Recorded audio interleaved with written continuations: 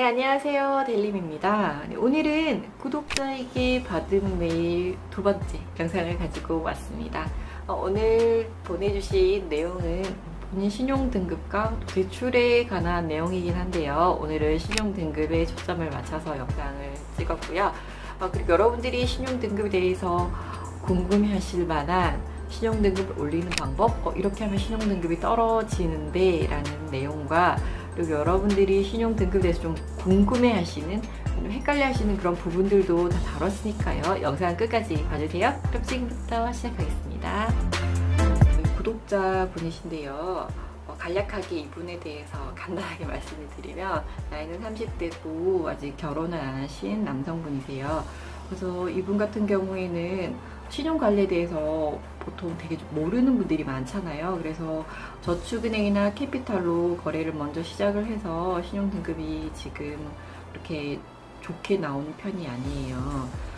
그래서 이걸 어떻게 해야 될지에 대한 문의를 주셨었는데, 우선 답변은 제가 보내드릴 상태고요. 간단하게 이분의 내용을 제가 말씀을 드리면, 보통 젊은 남성분들, 특히 제가 예전에 올린 영상에도 말씀드렸지만 남성분들이 특히나 이런 금융거래에 대해서 그렇게 큰 걱정이 없이 하는 분들이 좀 많으세요. 그래서 등급이 본의 아니게 좀 관리를 잘 하지 못해서 이렇게 등급이 좀 올라가지 못하고 같은 수준에 머물러 있거나 아니면 떨어지는 분들이 좀 많이 있는 편이거든요. 그래서 모르는 건 잘못이 아니지만 그런 본인이 잘 관리하지 못했기 때문에 과거의 나로 인해서 현재 내가 힘들어질 수가 있잖아요. 그래서 이런 부분을 굉장히 잘 관리하는 게 중요해요. 그래서 이분은 이제 어떻게 했으면 좋을까요? 라는 그런 말씀을 해주셨는데, 지금부터 관리하면 되죠. 늦지 않았죠. 아직. 금융 거래를 할 기간이 더 기니까요. 지금부터 잘 관리를 하면 앞으로 신용 등급도 꾸준히 점차적으로 나아질 거라고 생각이 됩니다. 그래서 이분이 세이마 홀씨 대출을 쓰고 싶은데 어떻게 해야 될까요? 이런 내용이었는데, 상품에 대한 얘기를 하면 굉장히 길어지기 때문에 그냥 간단하게 제가 어떻게 답변을 했는지만 말씀을 드릴게요. 세이마홀씨 같은 경우에는 은행 자체적으로 판매한 상품이 아니고 정부에서 지원을 해주는 상품이에요. 사람들이 고금리로 사용을 한다거나 근무하는 그런 조건에 따라서 대출을 받기 힘든 분들이 많이 있잖아요. 자금이 필요하지만 그런 분들이 받을 수 있도록 정부에서 자금을 지원해주는 상품이에요. 정부에서 지원해주는 상품은 여러 가지 상품들이 있지만, 보통 이제 신용 등급과 관련된 분들은 세이마 홀씨 대출이나 햇살론을 많이 문의를 하시죠.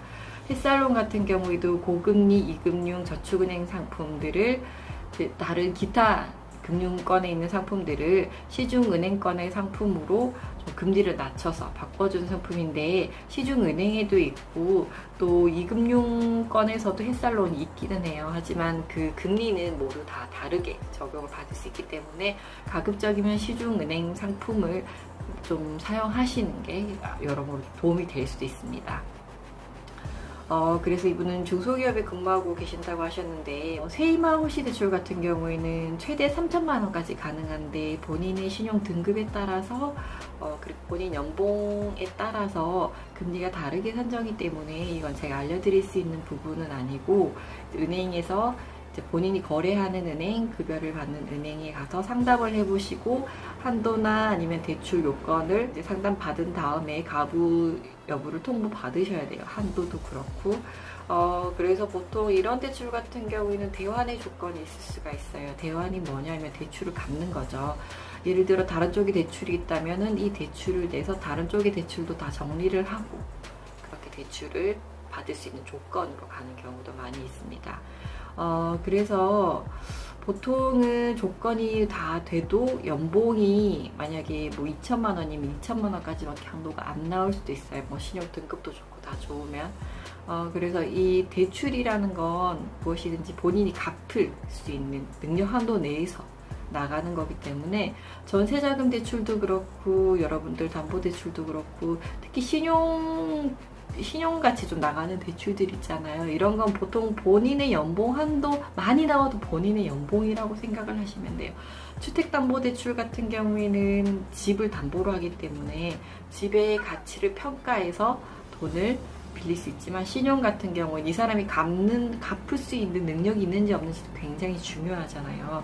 그래서 뭐 전세자금 대출 같은 경우에도 은행에서 뭐 80%가 되니까 뭐 만약에 1억짜리 집을 전세를 받으려고 했는데 80% 8천만 원은 받을 수 있을 거야, 이렇게 하고 오셨는데 막상 전세금 같은 경우에도 한도 승인을 올려보면 8천만 원이 안 되는 경우가 많이 있거든요. 그래서 여러분들이 굉장히 많이 하시는 실수가 이제 한도에 대한 부분이에요.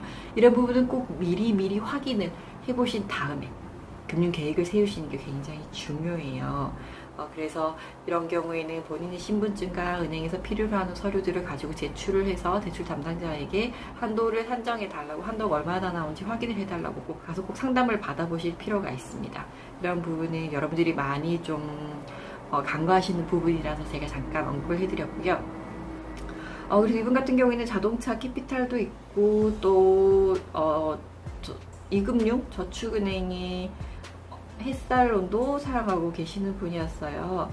자동차 같은 경우에는 자동차를 담보로 하는 그런 대출이기 때문에 크게 신용대출로 안 보는 경우도 있어요. 하지만 이건 은행마다 다 다를 수 있고, 또 한도에서 이 부분만큼은 제외할 수 있기 때문에, 아니면 상환하는 요건이 될 수도 있기 때문에, 보통 자동차 대출은 상환보다는 이제 뭐 한도에서 제외하는 그런 경우도 많이 있어요. 이건 얼마나 보수적으로 대출을 한도를 산정하느냐에 따라서 또 차이가 있을 수 있습니다. 이런 부분은 은행마다 차이가 있을 수 있기 때문에 여러분들이 꼭 확인을 하셔야 되고, 단지 이제 카드론 현금 서비스도 대출로 포함시키거나 아니면 상환 조건으로 붙일 수 있기 때문에 이런 부분들도 꼭 상담을 해보시길 바랍니다. 그리고 햇살론 같은 경우에는 내 새해망으로 바꿔서 이제 매월 꾸준히 상환하시는 게 좋고, 근데 햇살론을 쓰시는 분들은 좀 신용 등급이 좀 낮은 분들이 많기 때문에 새해망으로 바꿀 수 있는 분이 몇 분 안 돼요. 그래서 본인의 신용 등급을 꾸준히 잘 관리한 다음에 등급을 올려서 조금 이율을 싸게 쓸 수 있는 대출 상품으로 바꾸시는 게 굉장히 중요합니다. 그리고 본인 신용 등급에 대해서도 알고 계시더라고요. 그래서 대출을 좀 하나로 묶고, 그래서 빨리 상환도 하고 또 필요한 대출도 좀 추가적으로 받고 싶다고 하셨었는데, 보통 은행에서 참고하는 신용 등급은 한 3군데 정도 돼요. 개인 신용 등급을 보는 곳과 기업 신용 등급을 보는 곳이 따로 있는데, 저희가 여러 곳의 신용 등급을 참고를 하거든요.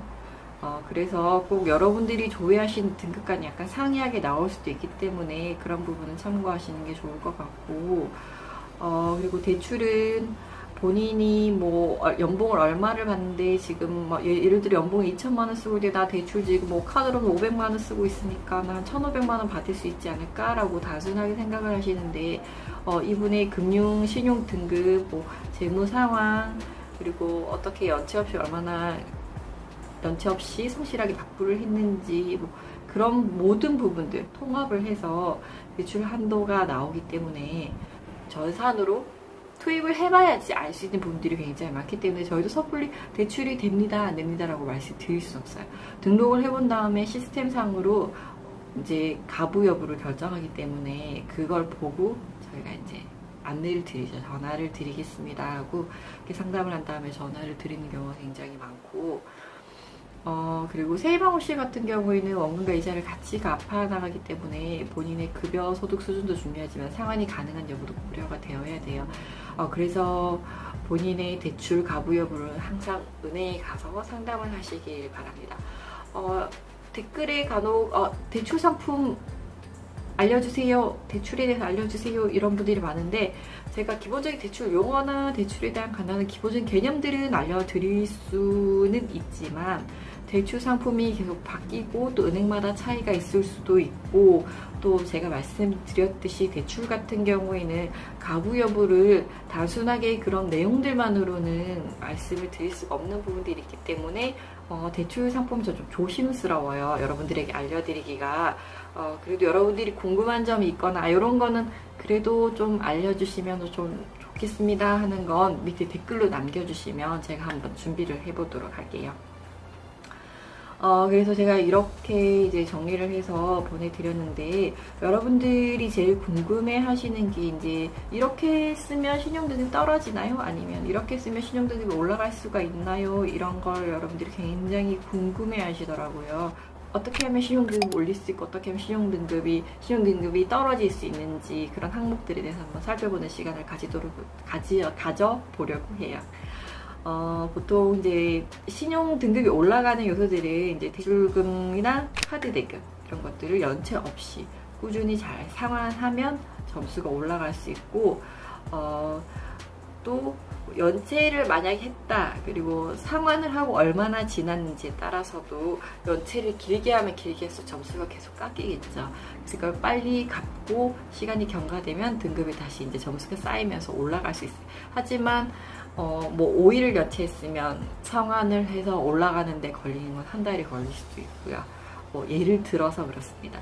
그래서 여러분들이 연체를 안 하는 게 가장 중요해요. 그리고 뭐 통신요금이라든지 공공요금이라든지, 특히 이제 1인 가구 같은 경우에는 공과금을 내잖아요. 그런 부분도 본인 이름으로 나오는 부분에 대해서는 연체 없이 성실하게 6개월 이상 납부를 하면 신용 점수가 올라갈 수 있는 가점 요소가 됩니다.